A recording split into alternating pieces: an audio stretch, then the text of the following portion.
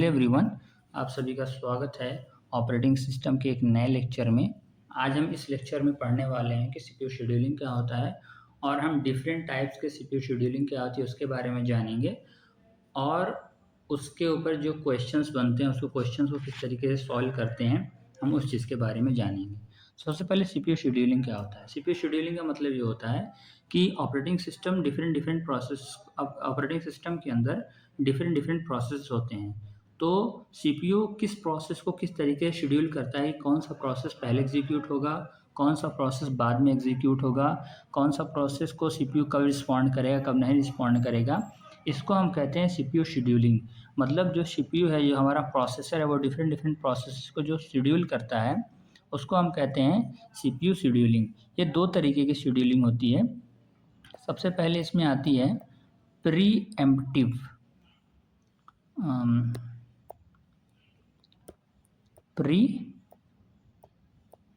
Pre emptive scheduling. जो हमने operating system पढ़ते हुए पहले यूनिट के साथ ही हमने इसको थोड़ा समझा था, हम फिर से यहाँ पे समझेंगे कि दोनों में डिफरेंस क्या आता है, pre emptive scheduling and non pre emptive scheduling.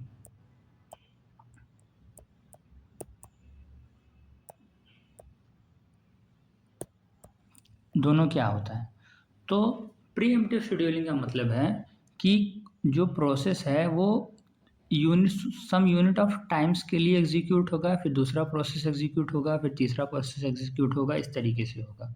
और नॉन प्री एम्प्टिव शेड्यूलिंग में क्या होता है कि कोई एक प्रोसेस अगर स्टार्ट हुआ है तो जब तक वो प्रोसेस पूरा कंप्लीट नहीं हो जाएगा तब तक दूसरा प्रोसेस नहीं स्टार्ट होगा। पहले ये वाला प्रोसेस पूरा कंप्लीट होगा, फिर प्रोसेस 2 स्टार्ट होगा, वो पूरा कंप्लीट होगा, फिर प्रोसेस 3 स्टार्ट होगा, वो पूरा कंप्लीट होगा। इस तरीके से नॉन प्रीएम्प्टिव शेड्यूलिंग वर्क करती है। नॉन प्रीएम्प्टिव शेड्यूलिंग में एक प्रोसेस पूरा शुरू से स्टार्ट हो गया फाइनल एग्जीक्यूशन तक जाएगा, और प्रीएम्प्टिव शेड्यूलिंग में कि एक प्रोसेस स्टार्ट होता है, फिर वो कुछ यूनिट टाइम के लिए चलता है, फिर दूसरा प्रोसेस स्टार्ट होगा, फिर दूसरा चलेगा, फिर तीसरा चलेगा। इस तरीके से प्रीएम्प्टिव शेड्यूलिंग में सारे प्रोसेसेस चल रहे होते हैं। तो ये बेसिक टाइप थे सीपीयू शेड्यूलिंग के। प्रीएम्प्टिव शेड्यूलिंग के टाइप्स हो जाते हैं। प्रीएम्प्टिव शेड्यूलिंग में आपका आता है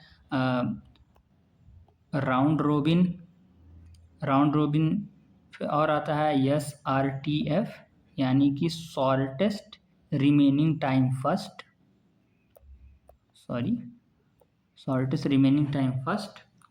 और क्या आता है, हम प्रायोरिटी शेड्यूलिंग को भी हम प्री एम्प्टिव टाइप से सॉल्व कर सकते हैं।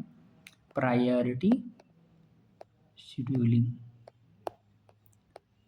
स्टाइलस सही से वर्क नहीं कर रहा है, इसलिए मैं उसके लिए सॉरी चाहूँगा, लेकिन आप लोग समझ पा रहे होंगे कि मैं क्या कहना चाह रहा हूँ। और नॉन प्रीएम्प्टिव शेड्यूलिंग में क्या क्या, नॉन प्रीएम्प्टिव शेड्यूलिंग में आ जाता है आपका first come first serve scheduling, फिर आपका आ जाता है शॉर्टेस्ट जॉब फर्स्ट शेड्यूलिंग, और एक और आता है एल्गोरिथम। ये different types of scheduling algorithms हैं। Round robin, shortest remaining time first, priority scheduling, first come first serve, shortest job first, और प्रायोरिटी शेड्यूलिंग में भी आता है नॉन प्रीएम्प्टिव शेड्यूलिंग या फिर एल्गोरिदम। ये different types of CPU scheduling algorithms हैं। हम एक एक करके सारे एल्गोरिदम्स को पढ़ेंगे और उसके ऊपर क्वेश्चंस करेंगे कि उसको प्रोसेस को किस तरीके से हम क्वेश्चन को कर सकते हैं हम डिफरेंट प्रोसेस के। First come first serve scheduling. इस एल्गोरिदम में क्या होता है कि जो प्रोसेस सबसे पहले आता है वो पहले एग्जीक्यूट होगा, फिर दूसरा प्रोसेस उसके बाद होगा, तीसरा प्रोसेस उसके बाद होगा। मतलब प्रोसेसर जिस लाइन में आ रहे होते हैं उसी लाइन में वो एग्जीक्यूट भी होते जाते हैं। सपोज प्रोसेस P1 पहले आया तो पहले वो एग्जीक्यूट हुआ, उसके बाद P2 आया था तो वो एग्जीक्यूट होगा, फिर P3 आया था तो वो एग्जीक्यूट होगा, सिमिलरली P4 आया था तो वो एग्जीक्यूट होगा। इस तरीके से एक एक प्रोसेस आते जाते हैं और एग्जीक्यूट होते जाते हैं। इसके जो न्यूमेरिकल्स बनते हैं वो न्यूमेरिकल्स इस तरीके से बनते हैं।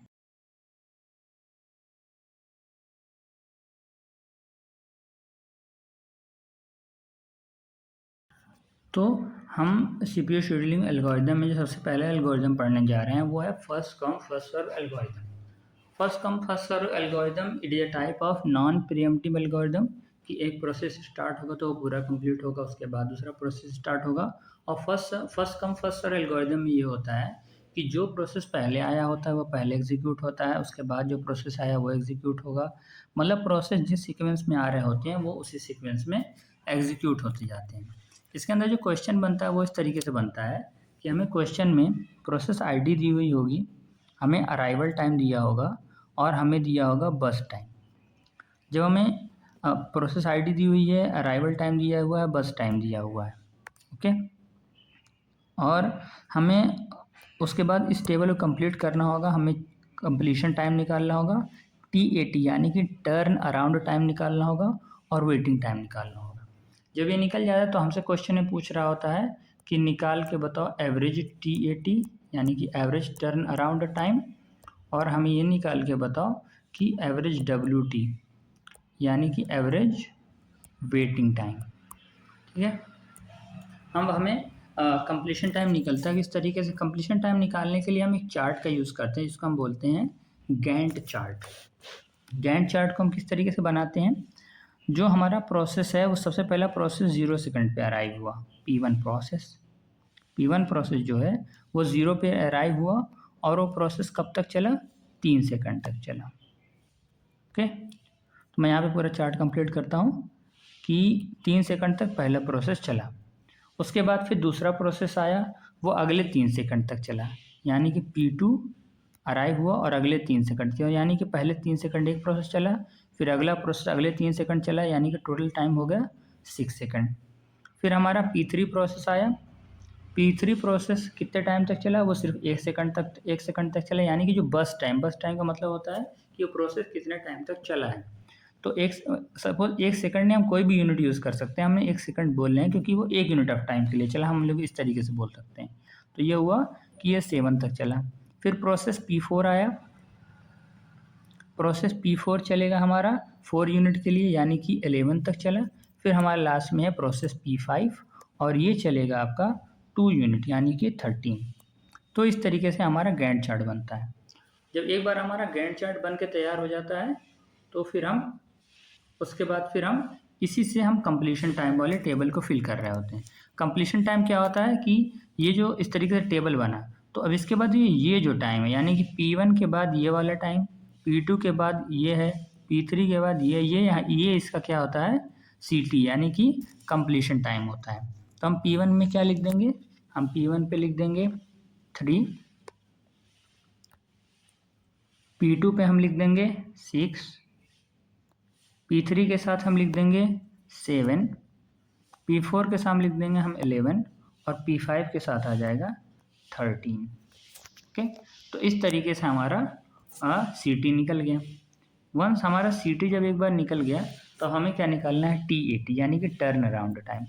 टर्न अराउंड टाइम निकालने के लिए जो होता है फॉर्मूला वो ये होता है कि turn around time is equal to CT minus AT यानी कि completion time minus arrival time, और जो हमारा WT होता है वो होता है TAT माइनस BT। तो इसी तरीके से हम इस चार्ट को फिल कर लेंगे। तो अगर हम यहाँ पे TAT निकालें तो TAT निकल के आएगा 3, 6 minus 2 4, 7 minus 3 4, 11 minus 5 6 and 13 minus 8 यानी कि 5। तो इस तरीके से हमारा निकल जाएगा TAT, और हमें निकालना होगा वेटिंग टाइम, तो हम करेंगे TAT माइनस BT, तो 0, 4 minus 3 1, 4 minus 1 3, 6 minus 4 2 and 5 minus 2 3, okay. तो इस तरीके से हमारा चार्ट पूरा कंप्लीट हो गया। अब हमें एवरेज निकालने के लिए हमको पता है कि जितनी वैल्यूज़ उनका सम कर दो और नंबर ऑफ़ वैल्यू से डिवाइड कर दो, यानी कि हो जाएगा 6 4 10 17 एंड 17 5 22, यानी कि 22 डिवाइडेड बाई 5, ये हो गया हमारा एवरेज TAT। और एवरेज WT निकालना है तो ये जाएगा 3369, 9 डिवाइडेड बाई 5। तो इस तरीके से हमारे CPU शेड्यूलिंग के क्वेश्चंस बनते हैं। तो ऐसे डिफरेंट एल्गोरिदम्स रहेंगे, उसमें हमें प्रोसेस आईडी और अराइवल टाइम और हमारा बस टाइम दिया रहेगा, हम उससे गैंट चार्ट का हेल्प लेके हमें कंप्लीशन टाइम निकालेंगे। फिर हम TAT इससे निकालेंगे, CT माइनस AT, WT निकालेंगे TAT माइनस BT से, और इस तरीके से हम एवरेज टीएटी और अपना एवरेज डब्ल्यूटी कैलकुलेट कर लेते हैं। तो this is the first scheduling algorithm, first come first serve. Hello everyone, तो हम जो नेक्स्ट शेड्यूलिंग एल्गोरिदम पढ़ने जा रहे हैं वो हम ये पढ़ने वाले हैं कि शॉर्टेज जॉब फर्स्ट एल्गोरिदम। ये भी एक नॉन प्रीएम्प्टिव टाइप एल्गोरिदम है। इस एल्गोरिदम में क्या होता है कि जिस प्रोसेस की बस टाइम सबसे कम रहता है, यानी कि जिस प्रोसेस को कंप्लीट होने में सबसे कम टाइम लगेगा वो प्रोसेस सबसे पहले चल रहा होता है। इसमें भी वही हमें प्रोसेस आईडी दी हुई है क्वेश्चन में, अराइवल टाइम दिया होगा, बस टाइम दिया होगा, जिसका यूज़ करके हमको ये पूरा टेबल कंप्लीट करना होगा, जिसमें हमें निकालना होगा कि सी क्या होता है, टी क्या होता है और डब्ल्यू क्या होता है। और इसको निकालने के लिए हम जो यूज़ करते हैं वो यूज़ करते हैं हम गैंट चार्ट। तो हम सबसे पहले गैंट चार्ट बना लेते हैं। गैंट चार्ट के लिए अब इस प्रोसेस में देखेंगे हम कि सबसे पहले कौन सा प्रोसेस रहा होगा। तो अभी हम लोग सपोज़ यहाँ पे कौन सा पोजीशन पे हैं, 0th यूनिट पे हैं। तो अब यहाँ पे हमें देखना पड़ेगा कौन सा प्रोसेस आया। तो 0 तक में अभी कोई प्रोसेस नहीं आएगा, सिर्फ प्रोसेस P1 आएगा। तो सबसे पहले P1 प्रोसेस एग्जीक्यूट हो जाएगा। P1 प्रोसेस को एग्जीक्यूट होने में 3 यूनिट ऑफ टाइम्स लगे। अब 3 यूनिट ऑफ टाइम लगा। अब उसके बाद ये प्रोसेस कंप्लीट हो गया है। ओके, ये प्रोसेस हमारा कंप्लीट हो गया, P1 प्रोसेस हमारा कंप्लीट हो गया। अब इसके बाद जब 3 सेकंड का टाइम बीत चुका है तो हमारे पास P2, P3 ये 2 प्रोसेस आ चुके हैं। अब इन प्रोसेस में हमें ये देखना पड़ेगा, शॉर्टेज जॉब एल्गोरिदम यही कहता है कि इसका ये जो है हमारा जिसका बस टाइम सबसे कम होता है। तो यहाँ पे देखेंगे कि इसका बस टाइम सिर्फ 1 सेकंड है, 1 यूनिट ऑफ टाइम है। तो हम पहले P3 को एग्जीक्यूट करेंगे। P3 को एग्जीक्यूट किया, इसको 1 यूनिट ऑफ टाइम लगा, तो यानी कि ये 4 हो गया। ओके, P3 एग्जीक्यूट हो गया। अब हमारे 4 सेकंड पे हमारे पास सिर्फ प्रोसेस कौन सा है, P2 है। P2 अराइव हुआ अभी तक, तो हम P2 को एग्जीक्यूट कर देंगे। P2 के एग्जीक्यूट होने में 3 यूनिट ऑफ टाइम लगेंगे, तो ये हो जाएगा 7। अब 7 तक में हमारे पास कौन सा प्रोसेस और आ गया, P4 और आ गया, तो हम P4 के एग्जीक्यूट करेंगे। P4 एग्जीक्यूट होने में कितना टाइम लगेगा, 4 यूनिट ऑफ टाइम लगेंगे, तो ये हो जाएगा 11। और उसके बाद लास्ट प्रोसेस P5 एग्जीक्यूट होगा और P5 को एग्जीक्यूट होने में 2 यूनिट ऑफ टाइम लगेंगे, तो ये हो जाएगा हमारा 13। इस तरीके से हमारा गैंट चार्ट बनके तैयार हो जाएगा। अब हमको इसके बाद कंप्लीशन टाइम लिखना है। तो P1 के इधर है, P1 के पास है 3, P1 के पास है अपना 3, तो हम यहाँ पे लिख देंगे कंप्लीशन टाइम में 3, लिख देंगे हम क्या 3। P2 के राइट में है 7, P2 7 यूनिट तक कंप्लीट हुआ है, तो हम यहाँ लिख देंगे 7। P3 के पास है 4, तो हम P2 के पास था 7, सॉरी P2 के पास था 7, P2 के पास था 7, P3 के पास था 4, तो हम यहाँ लिख देंगे 4। P4 के पास है 11 एंड P5 के पास है 13, तो हम यहाँ लिख देंगे 11 एंड 13। तो इस तरीके से कंप्लीशन टाइम निकल गया। टर्न अराउंड टाइम के लिए हमने पहले देखा है कि टर्न अराउंड टाइम निकालने के लिए हम क्या करते हैं, CT माइनस 80 कर देते हैं, और वेटिंग टाइम निकालने के लिए हम क्या करते हैं, T80 माइनस BT करते हैं। तो हम यहाँ पे भी T80 इस तरीके से निकाल लेंगे, 3 minus 0 3, 7 minus 2 5, 4 minus 3 1, 6 and this is 5। और WT निकालने के लिए हम क्या कर देंगे, 0 5 3 2 0 2 एंड 3। इस तरीके से हमारा WT निकल गया। अब क्वेश्चन में जो पूछा रहता है वो दिया रहता है कि आप एवरेज T80 निकालो। तो एवरेज T80 निकाल के हम इन पाँचों का सम करके उसको 5 से डिवाइड कर देंगे, और एवरेज WT निकालने के लिए हम इन पाँचों का सम करके उसको 5 से डिवाइड कर देंगे। तो इस तरीके से हमारा एवरेज T80 और हमारा एवरेज WT निकल के आ जाएगा। ओके, कंप्लीट कर देते हैं हम इसको। ये हो जाएगा 20 और ये हो जाएगा अपना 7/5। ओके, तो इस तरीके से हमारा सेकंड एल्गोरिदम जो है वो इस तरीके से इसके क्वेश्चन बन जाते हैं, शॉर्टेज जॉब फर्स्ट एल्गोरिदम। इसके बाद जो हमारा थर्ड आता है, थर्ड होता है हमारा शॉर्टेस्ट रिमेनिंग टाइम फर्स्ट। ये जो है हमारा, ये हमारा है pre-emptive type, shortest remaining time first, it is type of pre-emptive. पहला हम क्वेश्चन करेंगे प्रीएम्प्टिव टाइप का। इसमें क्या होता है कि प्रोसेसेस एक एक यूनिट ऑफ टाइम के लिए चलते हैं और दूसरा प्रोसेस जैसे इसका नाम है शॉर्टेस्ट रिमेनिंग टाइम फर्स्ट, तो जिस प्रोसेस को ख़त्म होने में सबसे कम टाइम बचा रहेगा वो प्रोसेस पहले एग्जीक्यूट होगा। तो पहले हम इसका एक क्वेश्चन देखते हैं, क्वेश्चन से इसको समझने की कोशिश करते हैं। हमारे पास ये क्वेश्चन है। अब हमें इसको सॉल्व करने के लिए सबसे पहले हमें कंप्लीशन टाइम निकालने के लिए हमें सबसे पहले इसका गैंट चार्ट बनाना पड़ेगा। गैंट चार्ट इसका किस तरीके से बनता है उसके लिए हम देख लेते हैं। सबसे पहले इसमें जो हमारा प्रोसेस अराइव हो रहा है वो हमारा आ रहा है P1। सबसे पहले हम P1 को देखेंगे। यहाँ हम कर लेते हैं P1 अराइव हो रहा है 0 सेकंड पे, 0 यूनिट ऑफ पे, तो P1 आ गया। अब इसमें जो सारे प्रोसेस होते हैं वो एक एक यूनिट चलते हैं और उसके बाद देखा जाता है फिर उसके बाद कौन सा प्रोसेस चलेगा। ओके, तो P1 टाइम पे अब हमारे पास P2 भी अराइव हो गया, P1 अराइव हो गया। P1 एक यूनिट के लिए चल चुका है, तो हम इसको करके यहाँ पे हम लिख सकते हैं कि ये हमारा आ गया 4 हो गया। ओके, ये हमारा 4 हो गया, ये हमारा 4 हो गया। उसके बाद फिर हमारा अब P2 आ चुका है। तो हम देखिए इसका इस एल्गोरिथम में यही होता है कि शॉर्टेस्ट रिमेनिंग टाइम। तो हम देख सकते हैं P2 और P1 में P1 जो हमारा 4 हो चुका है और हमारा जो P3 है वो 3 है, यानी कि P3 का रिमेनिंग टाइम कम है, P2 का रिमेनिंग टाइम कम है, सिर्फ 3 सेकंड है। तो हम पहले P2 को चलाएंगे, यानी कि एक यूनिट ये चलने के बाद हमारा चलेगा P2 हमारा एक यूनिट के लिए चलेगा, यानी कि 2 सेकंड हो चुके।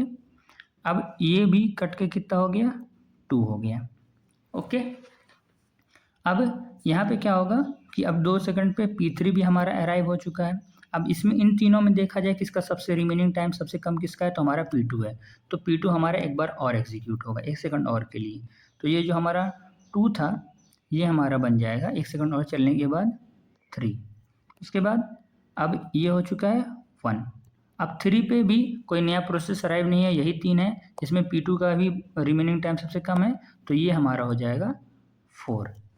ओके, अब 4 सेकंड पे ये प्रोसेस पूरा हमारा P2 हमारा पूरा कंप्लीट हो चुका है। अब इसके बाद 4 सेकंड पे P4 भी अराइव हो गया। अब हमें देखना है P1, P3 और P4 में सबसे रिमेनिंग टाइम सबसे किसका कम है।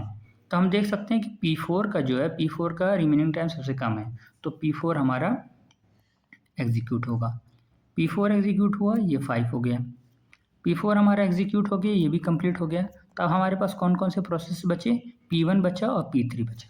तो अब जब ऐसे सिचुएशन बन जाए कि वेटिंग टाइम दोनों का सेम है, तो अब हम इस सिचुएशन में क्या करेंगे, अब हम इस सिचुएशन में देखते हैं किसका अराइवल टाइम सबसे कम है, कौन सा पहले अराइव हुआ था। तो हम देख सकते हैं कि P1 पहले अराइव हुआ था, तो P1 को हम एक यूनिट के लिए P1 को एग्जीक्यूट कर देंगे, P1, तो ये 6 हो जाएगा। अब हम देख सकते हैं कि P1 का ही फिर से ये कम होगा, तो फिर 3 चलेगा, फिर 2 चलेगा, फिर 1 चलेगा, यानी कि 4 सेकंड के लिए P1 चलेगा बैक टू बैक एक एक करके। तो ये हो जाएगा, ये 9 तक ये चला। फिर हमारा जो लास्ट में एक प्रोसेस बचा P3, 4 सेकंड उसको चलना था, तो ये हो जाएगा 13। तो इस तरीके से हमारा गैंट चार्ट बनता है किसमें, शॉर्टेस्ट रिमेनिंग टाइम फर्स्ट में, कि हम देखते हैं कौन सा प्रोसेस सबसे कम टाइम में ख़त्म होने वाला है, हम उसके हिसाब से इसका बनाते हैं।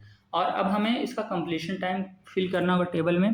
तो देखिए P1 यहाँ पे भी है, P1 यहाँ पे भी है, तो हम किसको लेंगे, हम जो बाद में आती है वैल्यू हम उस वैल्यू को लेते हैं। तो P1 हमारा 9 सेकंड में कंप्लीट हो रहा है, 9 यूनिट में कंप्लीट हो रहा है, तो हम यहाँ लिख देंगे 9। P2 जो है हमारा वो 4 में कंप्लीट हो रहा है, तो हम यहाँ लिख देंगे 4। P3 हमारा कंप्लीट हो रहा है सबसे लास्ट में, यानी कि 13 यूनिट तक, तो हम यहाँ लिख देंगे 13।